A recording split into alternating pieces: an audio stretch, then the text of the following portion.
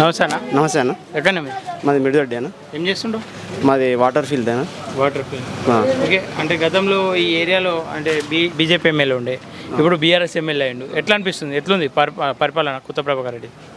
కొత్త పరిపాలన అనేది ఇక్కడ ఏం లేదన్న. ఇప్పుడు ఓన్లీ ఓటర్లు వేసిన ఓటుకు న్యాయం చేయలేక, ఈ ఊరు మొఖాలు చూడలేక ఇంతవరకు ఇక్కడికి రాలేదు. గెలిచిన నుంచి వెళ్ళి అక్కడ ఒక శిలాపలకం ఉంటుంది ఈ డివైడర్ల మీద లైట్లది, అదొక్కటి వాతి ఇక్కడ నుంచి వెళ్ళిపోయాడు. ఇండైరెక్ట్గా శ్రీనివాస్ రెడ్డి అనేట ఆయన ఇక్కడ స్కూల్స్లో వాటర్ ప్లాంట్లు కానీ, స్కూల్కి 25 లక్షలు కానీ అఫీషియల్ గవర్నమెంట్ వచ్చే అఫీషియల్గా అతనే ఇస్తుండు, అతనే చేస్తుండు, అతనే రిబ్బన్ కట్ చేసి వెళ్ళిపోయిండు. అతను చేసింది ఏమీ లేదు. ప్రభాకర్ రెడ్డి అయిపోయింది పని.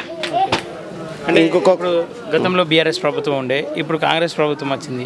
అంటే యువత కావచ్చు, నిరుద్యోగులు కావచ్చు, చాలామంది కొట్లాడితేనే వ్యతిరేకత ఏర్పడి ఆ ప్రభుత్వం కూలిపోయింది. ఇప్పుడు ఎట్లా అంటే కాంగ్రెస్ అన్న అందరూ తెలంగాణ ప్రజలు కోరుకున్నట్టు పరిపాలించలేదన్న. పరిపాలించలేదు. ఇప్పుడు కూడా కాదు కాంగ్రెస్తోని.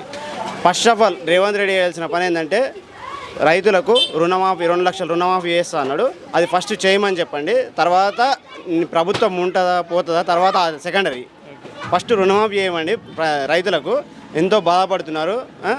ఇప్పుడు చాలా చూస్తున్నాం మనం ఇక్కడ. కాంగ్రెస్ పాలన ఈ 60 ఏళ్లలో ఇంతవరకు రామ మందిరం గురించి ఒక్క మాట కూడా మాట్లాడలేదు. 26 మంది లాయర్లను పెట్టి కొట్లాడిన కాంగ్రెస్ పార్టీ రామ మందిరం రాకుండా, నరేంద్ర మోడీ వచ్చిన తర్వాత ఇదే 10 ఏళ్లలో రామ మందిరం కట్టినాం. ఈరోజు రాముని నుదుటి మీద తిలకం మీద మనం సూర్యోదయం చూస్తున్నాం, సూర్యబింబం చూస్తున్నాం. అంత అభివృద్ధి చేసిండు. ఈరోజు శ్రీరామనవమి ఎందరో మంది ఎంతో ఆనందంగా శ్రీరామనవమి చేసుకుంటారు. అయినా ఓర్వలేక కాంగ్రెస్ ప్రభుత్వం విచ్చల విడిగా ఎలా పడితే అలా సోషల్ మీడియాని వాడుకుంటూ ఎంత ఘోరంగా అంటే అంత ఘోరంగా చేస్తున్నారన్న. ఇది కాంగ్రెస్ ప్రభుత్వము వేస్ట్ ప్రభుత్వం. ఓ పప్పు రాహుల్ గాంధీ, ఓ పప్పు. మరి ఈ 10 ఏళ్ళ పార్లమెంట్ ఎన్నికలు వస్తున్నాయి. మెదక్ నుండి అటు బీజేపీ అభ్యర్థిగా రఘునందన్ రావు, కాంగ్రెస్ అభ్యర్థిగా నీలం మధుముద్రాజ్, అట్లా బీఆర్ఎస్ అభ్యర్థిగా వెంకటరామరెడ్డి ఉన్నాడు. ఎవరు గెలిచే అవకాశం ఉంది? ఇనామనస్య డైరెక్ట్గా రఘునందన్ రావు గెలుస్తాడు. రఘునందన్ పక్కా గెలుస్తాడు. ఎందుకు గెలుస్తాడు? రఘునందన్ ఎందుకు గెలుస్తాడంటే ఇక్కడ మాకు ఆయనతో ఉన్న అనుబంధం కానీ, ఆయన చేసిన పనులు కానీ, ఆయన ఏది చేసినా కానీ క్లారిటీగా ప్రశ్నించిండు. ఆయన అసెంబ్లీ సాక్షిగా ఎమ్మెల్యే హోదాలో పోయినా కానీ ప్రశ్నించిండు.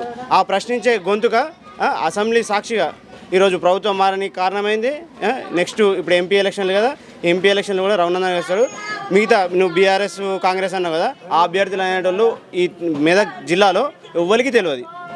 నువ్వు కావాలంటే పల్లెటూళ్ళకి వెంకటరమణారెడ్డి అంటే ఎవరని అడుగు, అయ్యో నాకు తెలియదు అన్న వాళ్ళు అంటారు.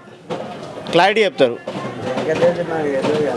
ఫైనల్గా అయితే ఎవరు గెలుస్తారు అంటున్నారు? రఘునందన్ రావు గెలుస్తాడు పక్క 100% పక్క రఘునందన్ రావు గెలుస్తాడు. ఓకే అండి, థ్యాంక్ యూ.